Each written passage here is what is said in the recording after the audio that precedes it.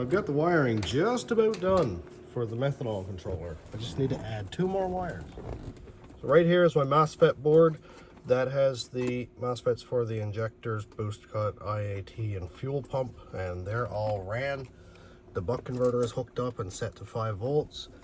Voltage divider here is hooked up, everything is good. Over here, the ESP32, everything there is hooked up.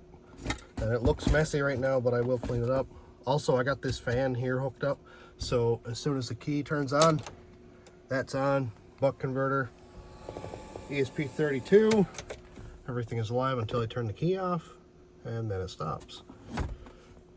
I was testing yesterday and couldn't figure out why the pump wouldn't cut in, the injectors didn't work, that kind of thing, and realized that I forgot to add 12 volt rail, positive and negative, to this.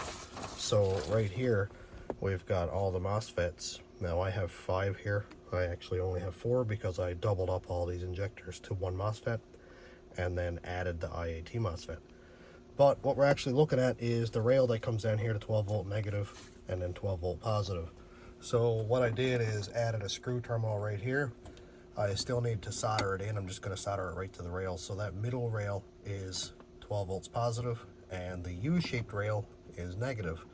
So I just got to solder those pins in. You can't see them because it's blurry. Solder that in, add a power and ground from 12 volt, which I will just branch off of the input on the buck converter here, and then hopefully everything should be happy. My shielded wires for the signals worked out awesome. I'm really excited about that. I'm going to tape everything up and loom it and make sure no bare wires are going to touch anything and make sure it's all secured. I'm going to fill each container full of silicone and then kind of squish these down in and put screws in them so that none of the connections there get damaged or corroded or whatever.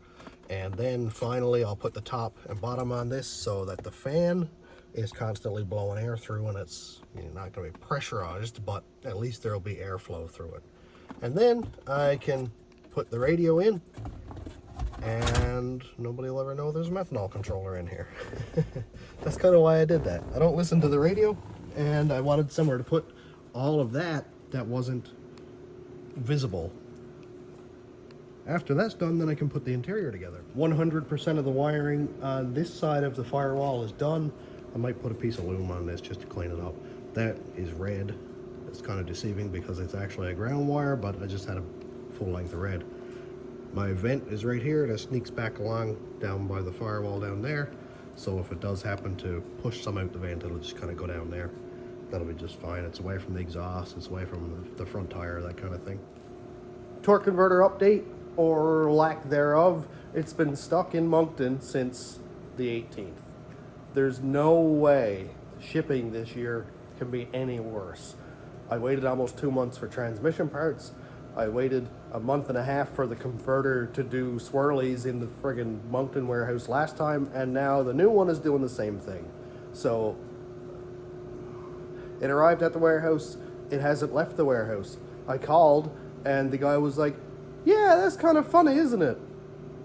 It's probably lost. That's the wrong thing to say to me, man, after all this. Don't start. So I gotta call John again at FTI and say, hey man, get your UPS guy on the phone, figure out where my converter is.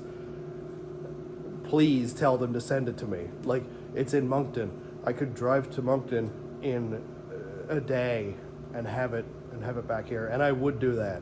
But they're a shipping company. Send it to, anyway, that's enough complaining. I'm sick and I'm tired. I'm tired of waiting.